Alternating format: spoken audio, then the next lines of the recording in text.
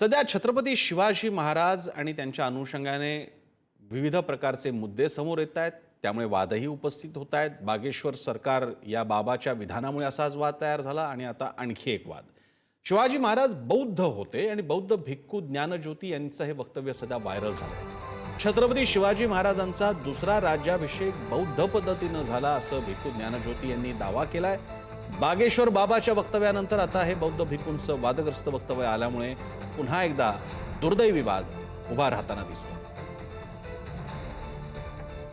3 शरण 5 शील शिवाजी महाराजांनी ग्रहण केल्याशिवाय राज्याभिषेक होऊ शकतो का? एक उपासक म्हणून शिवाजी महाराज हे बुद्धिस्ट होते हे सादर करण्यासाठी इतिहासाचं पुनर्लेखन तुम्हाला करावं लागेल, कारण दुसरा राज्याभिषेक निश्चितपणे शिवाजी महाराजाचा बुद्धिस्ट मॉन्क कडून झाला होता।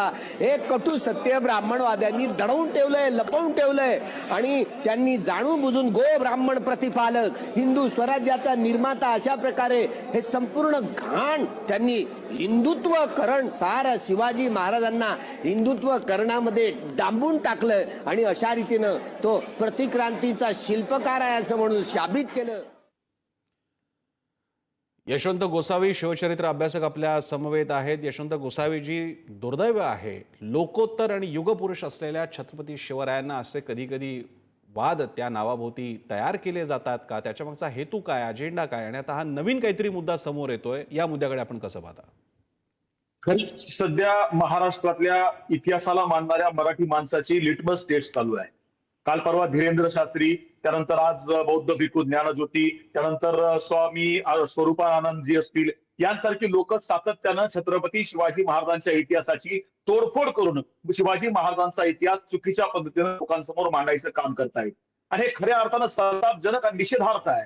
छत्रपती शिवाजी महाराजांचा जन्म शिवनेरीवर झाला हे जगाला सगळ्यांना माहिती आहे। शिवाजी महाराजांचा दुसरा राज्याभिषेक हा शाक्त पद्धतीने झाला, तो निश्चलपुरी यांनी केला, हेही अख्ख्या जगाला माहिती आहे। अशा वेळी भिक्खू ज्ञानज्योती यांनी आकलेचे जे तारे तोडलेले आहेत, तर हे खऱ्या अर्थानं निषेधार्थ आहे।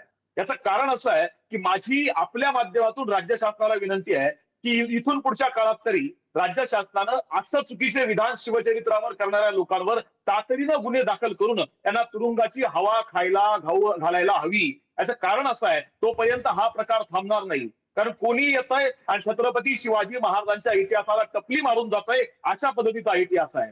मागच्या आठवड्यामध्ये काही दिवसापूर्वी जैन मुनी बोलले, धीरेंद्र शास्त्री बोलला, आता हा भिक्खू बोलला, हा काय प्रकार चालू आहे?